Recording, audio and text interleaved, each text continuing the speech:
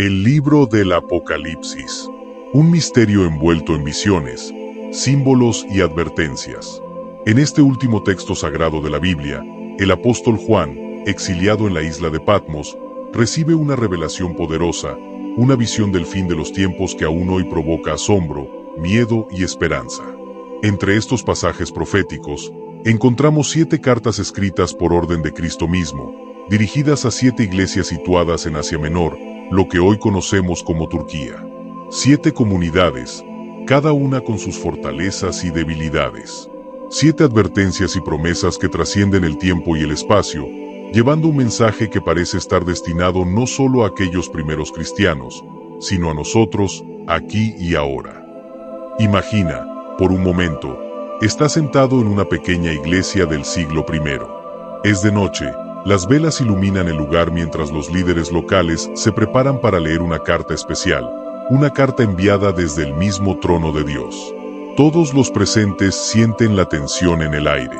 ¿Qué mensaje les tendrá Cristo? ¿Alabanza? ¿Advertencia?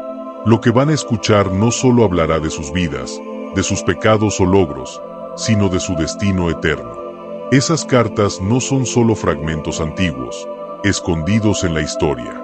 Lo que ellas tienen que decir, aún hoy, sigue resonando. Y quizás, más que nunca, en este mundo moderno lleno de confusión, tentaciones y dificultades, necesitamos detenernos y escuchar.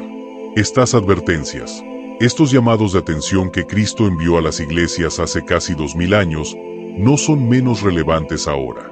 De hecho, podríamos decir que son más urgentes. Porque, si bien el contexto cultural ha cambiado, la naturaleza humana sigue siendo la misma, y los peligros espirituales, los mismos. Cada una de estas iglesias representa una etapa, una situación espiritual que muchos de nosotros enfrentamos o podríamos enfrentar. Quizá la frialdad de Efeso, la persecución de Esmirna, la tentación de Pérgamo, o el peligro de la tibieza espiritual de la Odisea. La pregunta que debemos hacernos es: ¿estamos listos para escuchar lo que Cristo tiene que decirnos hoy? ¿Estamos dispuestos a examinar nuestro corazón, a compararnos con esas 7 iglesias, a aceptar la corrección y a despertar nuestra fe? Comencemos nuestro viaje con Efeso, una ciudad clave en el mundo antiguo. Efeso no era cualquier lugar, era un centro de comercio, cultura y espiritualidad. En esta vibrante ciudad estaba una iglesia fuerte, bien establecida, que había sido testigo de grandes predicadores como Pablo, Timoteo y el mismo apóstol Juan. Desde afuera, todo parecía bien. Era una iglesia que había hecho muchas cosas correctas. Cristo les dice: yo conozco tus obras, tu arduo trabajo y tu perseverancia. Efeso era un faro de ortodoxia y fidelidad en una sociedad corrompida por la idolatría y los excesos del mundo romano. No toleraban el mal, combatían las falsas doctrinas, y trabajaban duro por la causa del Evangelio. Desde el exterior, parecían impecables. Pero Cristo, que no solo mira las apariencias externas, sino el corazón, les da una advertencia que penetra más profundo. Pero tengo contra ti, que has dejado tu primer amor. Aquí es donde todo cambia. Pueden haber estado haciendo todo bien en la superficie, enseñando la verdad, enfrentándose al mal, perseverando. Pero en medio de su actividad religiosa, algo vital se había perdido. Ese primer amor, esa pasión inicial, esa devoción sincera que encendía sus corazones al principio, había comenzado a apagarse. Ahora, quiero que te detengas por un momento y pienses en lo que significa esto. Efeso estaba haciendo cosas buenas, importantes incluso, pero la advertencia de Cristo no era sobre sus acciones externas, sino sobre el estado interno de su corazón. ¿Cuántas veces, en nuestras propias vidas, seguimos con nuestras rutinas diarias, haciendo lo correcto, cumpliendo con nuestras responsabilidades, pero sin esa chispa, sin ese fuego que un día ardía con fuerza? El amor que al principio te impulsaba a seguir a Cristo con todo tu ser, ¿todavía está ahí? O, como en el caso de Efeso, se ha desvanecido lentamente bajo el peso de la costumbre, de la rutina. Cristo no está buscando solo nuestras obras, está buscando nuestra pasión, nuestra devoción genuina. No basta con hacer cosas para Él si nuestro corazón no está verdaderamente alineado con Él. Has dejado tu primer amor, dice Jesús, y esa frase debería hacer eco en nosotros. Porque, ¿cuántas veces hemos caído en la misma trampa? Comenzamos con pasión, con un fervor inquebrantable, y con el tiempo, nos volvemos mecánicos, fríos. Nos volvemos funcionales. Pero algo esencial se pierde en el proceso. Pero aquí está la clave, la esperanza detrás de esta advertencia. Jesús no los condena sin ofrecer una solución. Les dice: recuerda de dónde has caído, arrepiéntete y vuelve a hacer las primeras obras. Es un llamado a recordar, a mirar hacia atrás y recuperar esa pasión original, ese amor que lo hacía todo más vivo, más real. No es solo una corrección, es una invitación. Una invitación a despertar, a volver a lo esencial, a lo que realmente importa. Y esa invitación sigue vigente para nosotros hoy. En medio de nuestras ocupaciones, de nuestras buenas obras y nuestras luchas diarias, Cristo nos llama a recordar, a redescubrir ese primer amor. Porque al final, no se trata solo de lo que hacemos, sino de por qué lo hacemos. Cristo no quiere solo nuestras manos y nuestros esfuerzos, quiere nuestro corazón. Ahora, vayamos a la iglesia en Esmirna. Esta comunidad era diferente, muy diferente de la rica Efeso. Esmirna era una ciudad próspera, una joya del Imperio Romano, pero los cristianos allí no compartían esa prosperidad. Eran una iglesia pobre, marginada y constantemente perseguida. No eran reconocidos por su estatus social, sino por su sufrimiento. Pero Jesús les dirige un mensaje que desafía cualquier lógica humana. Yo conozco tu tribulación y tu pobreza, pero tú eres rico. ¡Qué palabras tan poderosas! En medio de su pobreza material, en medio de su dolor y opresión, Cristo les dice que son ricos. Piensa por un momento en lo que significaba ser cristiano en Esmirna. Mientras otros en la ciudad vivían en el lujo, ellos eran despreciados y perseguidos. Algunos de ellos seguramente habían perdido sus trabajos, sus familias y hasta sus hogares por seguir a Cristo. Para ellos, el costo de la fe no era solo un concepto, era una realidad diaria. Cada día, al despertarse, sabían que podrían enfrentar la cárcel, la tortura o incluso la muerte. Y aún así, en medio de esta oscuridad, Jesús les da la mayor de las esperanzas. Sé fiel hasta la muerte, y te daré la corona de la vida. Cristo no les promete que sus circunstancias van a mejorar, ni que la persecución va a desaparecer. De hecho, les advierte que algunas de las cosas más difíciles aún estaban por venir. Les dice: no temas en nada lo que vas a padecer. En otras palabras, las cosas pueden empeorar, pero no deben temer. Y aquí es donde entra la clave del mensaje para Esmirna y para nosotros hoy. En un mundo que constantemente nos invita a evitar el sufrimiento, a buscar la comodidad, Jesús nos recuerda que hay algo más importante, algo más eterno que nuestro bienestar temporal, nuestra fidelidad a Él. A veces, cuando enfrentamos pruebas, cuando la vida nos golpea duro, nuestra primera reacción es preguntarnos: ¿por qué a mí? Sentimos que si sufrimos, es porque algo está mal, porque Dios nos ha abandonado. Pero Esmirna nos enseña una lección valiosa. El sufrimiento no es un signo de abandono, sino una oportunidad de demostrar nuestra fidelidad. Cristo no les promete a los cristianos de Esmirna una vida fácil, les promete algo mucho más valioso, una corona de vida eterna. Una recompensa que trasciende cualquier dolor que puedan enfrentar en esta vida. Este mensaje es especialmente poderoso para aquellos que están pasando por dificultades hoy. Quizás no estamos enfrentando la misma persecución física que los cristianos de Esmirna, pero todos, de alguna manera, enfrentamos pruebas, ya sea a través de problemas económicos, familiares, de salud o espirituales. Y en esos momentos, Cristo nos dice lo mismo que le dijo a Esmirna: sé fiel hasta la muerte. No te rindas, no pierdas la esperanza, porque hay algo más grande que te espera al final de esta carrera. Y lo que Cristo promete es algo que nadie puede quitarte, la corona de la vida. Quizás, al escuchar esto, te sientas identificado con los creyentes de Esmirna. Tal vez sientes que estás en el fondo, que la vida ha sido más difícil de lo que esperabas, que las pruebas no parecen tener fin. Si es así, el mensaje de Cristo para ti es claro: no temas. Sé fiel. Puede que el camino esté lleno de dificultades, pero al final hay una recompensa eterna que hará que todo valga la pena. Lo que parece ser una pérdida ahora, lo que parece ser dolor y sufrimiento, es solo temporal. La corona de la vida que Cristo promete es para siempre. Dejemos ahora Esmirna y dirijámonos a Pérgamo, una ciudad llena de poder y prestigio en la época antigua. Pérgamo no era cualquier ciudad, sino un centro de autoridad tanto política como religiosa. Allí, los templos dedicados a los dioses paganos se erigían altos y orgullosos. El culto al emperador era ferviente, y en cada esquina, el paganismo y la idolatría gobernaban el día a día. En medio de toda esta opresión espiritual, existía una pequeña comunidad cristiana, valiente y firme. Pérgamo era conocida como el trono de Satanás, un lugar donde la oscuridad espiritual era densa y donde ser fiel a Cristo era, sin duda, un desafío constante. Cristo empieza reconociendo la valentía de esta iglesia. Les dice: yo sé dónde moras, donde está el trono de Satanás, pero retienes mi nombre y no has negado mi fe, ni aun en los días en que Antipas, mi testigo fiel, fue muerto entre vosotros.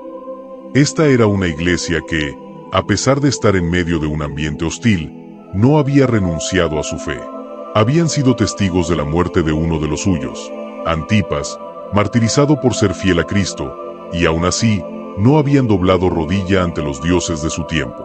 Pero Cristo no solo elogia a esta iglesia, también tiene una advertencia seria para ellos.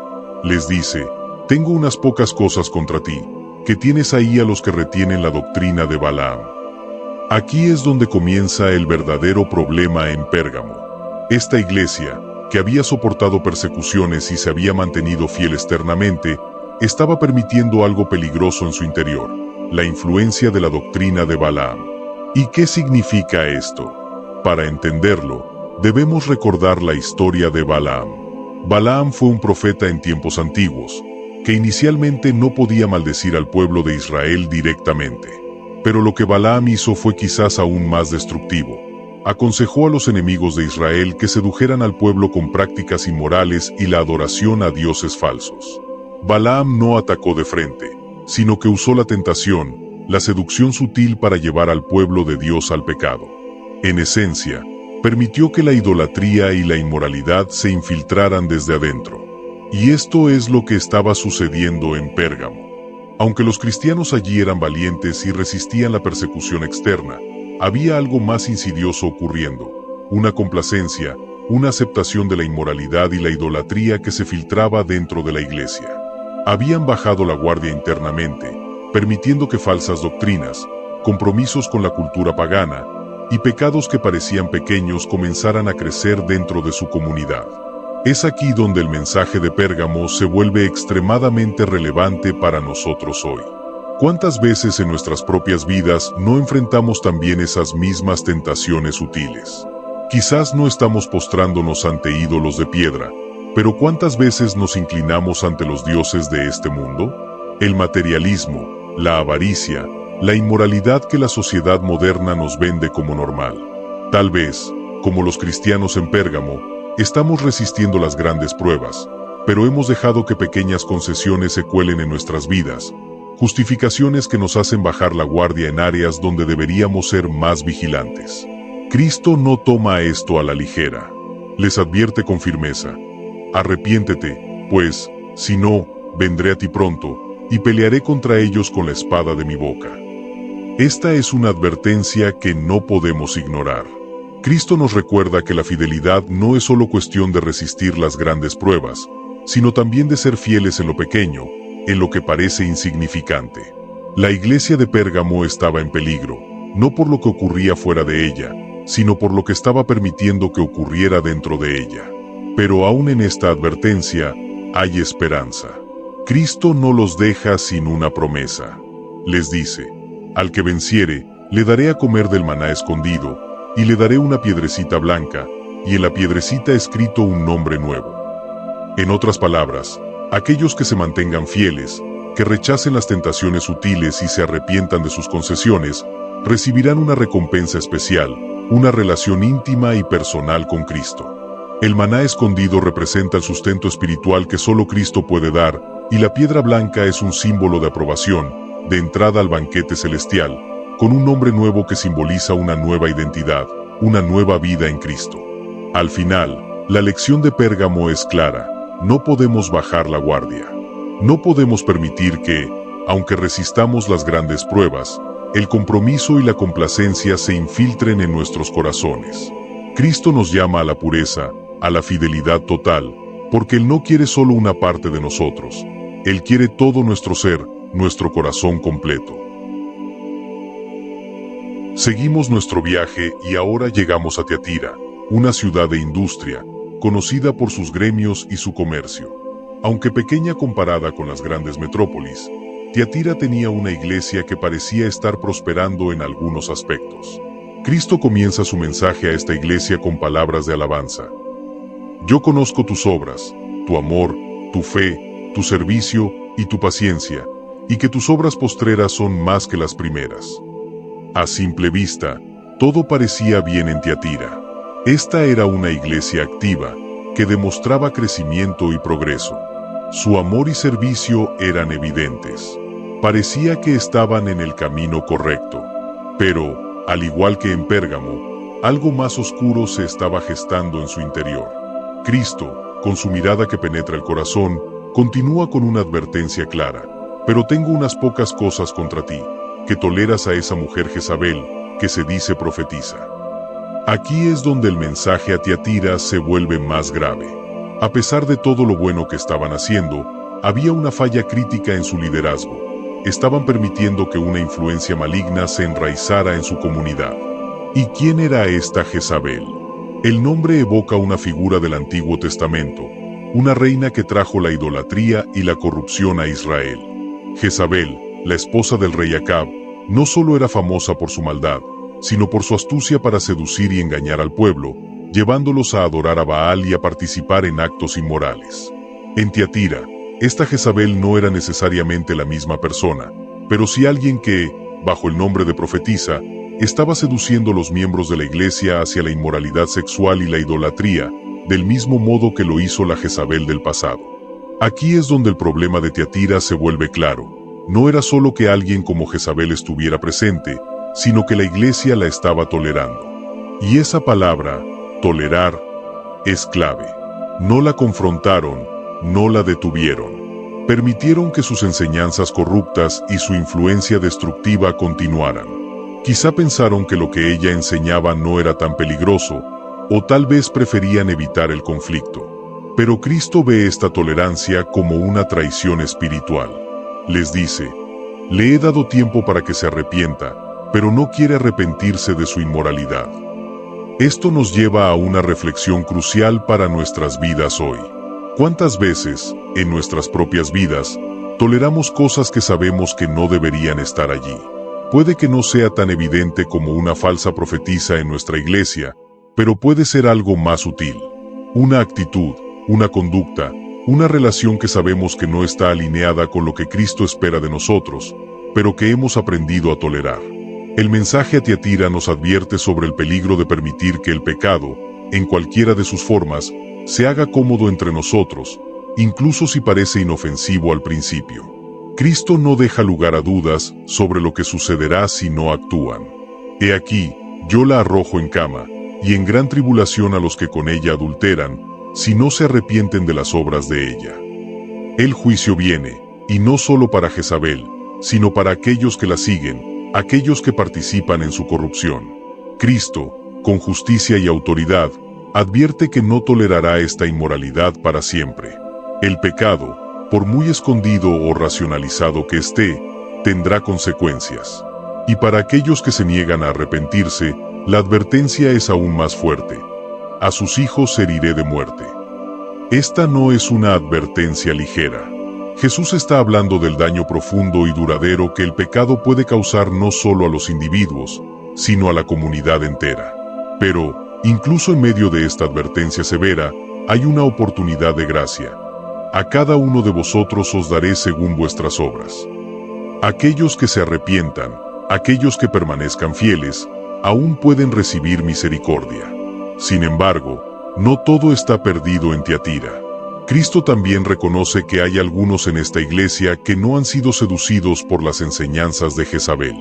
A estos les dice: a los demás que están en Tiatira, a cuantos no tienen esa doctrina, y no han conocido lo que ellos llaman las profundidades de Satanás, yo os digo, no os impondré otra carga. Pero lo que tenéis, retenedlo hasta que yo venga. Aquí hay una promesa para los fieles, para aquellos que no se han comprometido con la corrupción.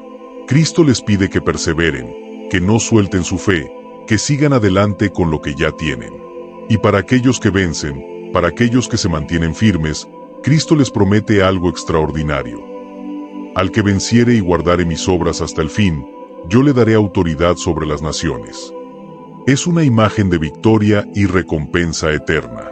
Los fieles no solo serán protegidos, sino que serán honrados, tendrán autoridad y reinarán con Cristo. La iglesia de Tiatira nos enseña una lección vital. No podemos tolerar el pecado en nuestras vidas ni en nuestras comunidades. Debemos estar vigilantes, estar dispuestos a confrontar lo que está mal, incluso si es incómodo. Porque Cristo busca una iglesia pura, fiel y comprometida, que no haga concesiones con la oscuridad. Su promesa es clara: a los que venzan, les espera una corona de gloria y una autoridad eterna en su reino.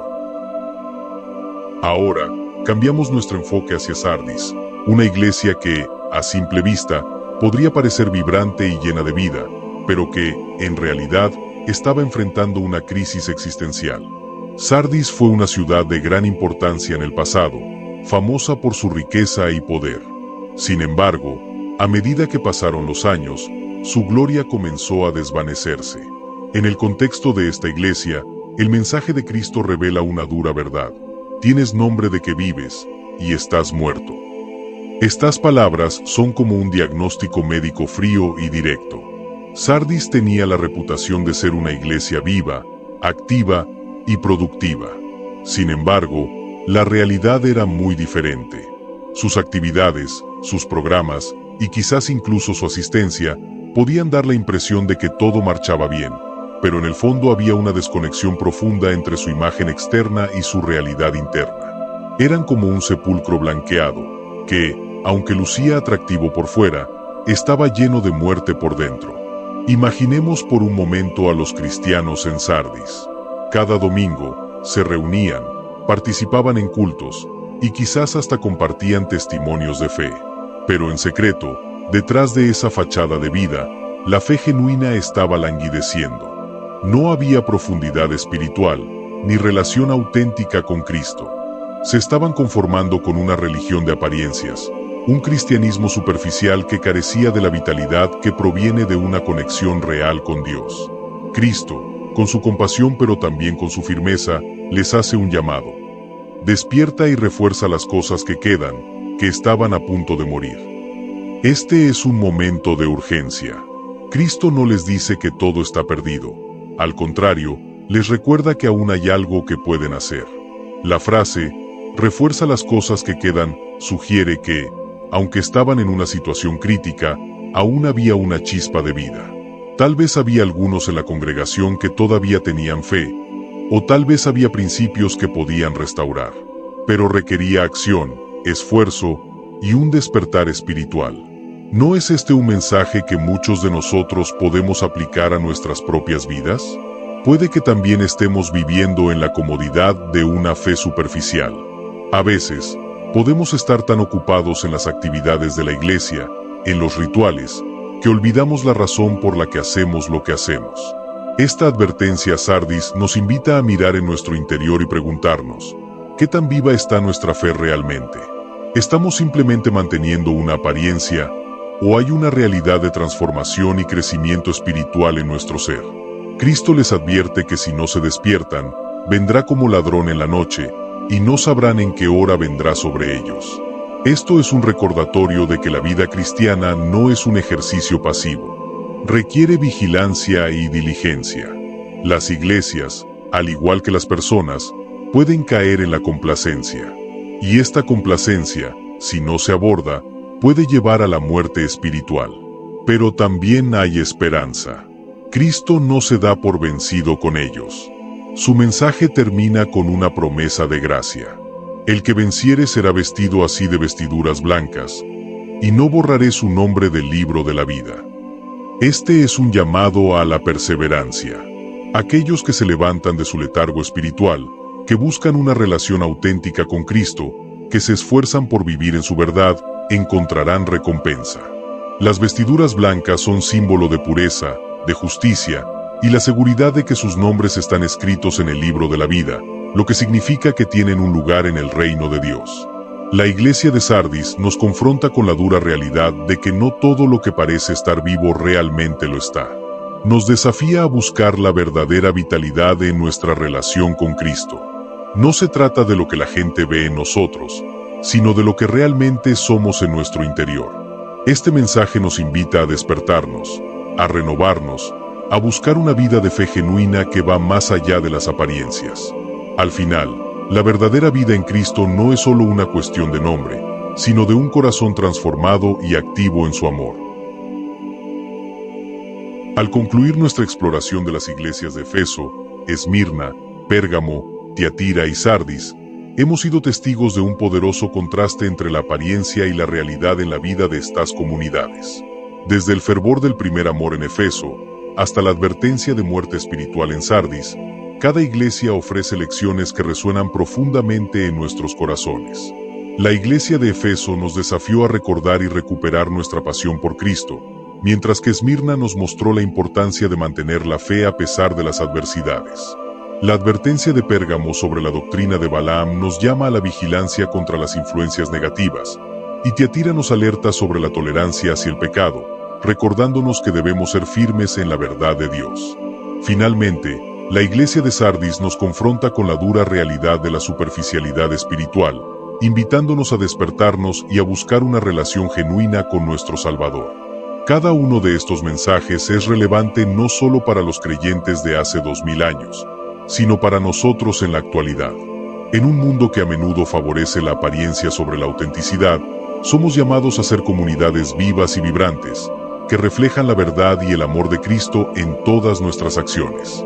Así que, si has encontrado resonancia en estos mensajes, te invito a seguir explorando. En el próximo video, nos adentraremos en las tres últimas iglesias, Filadelfia, la Odisea y la profunda revelación que Cristo tiene para ellas. Cada una de estas comunidades ofrece un mensaje único y vital que no querrás perderte. Las lecciones que aprenderemos de estas iglesias son igualmente importantes para nuestra vida espiritual y nuestro caminar con Dios. No olvides suscribirte y activar la campanita para que no te pierdas ninguna de nuestras futuras exploraciones. Juntos, sigamos descubriendo lo que el Señor nos quiere enseñar a través de su palabra. Hasta la próxima.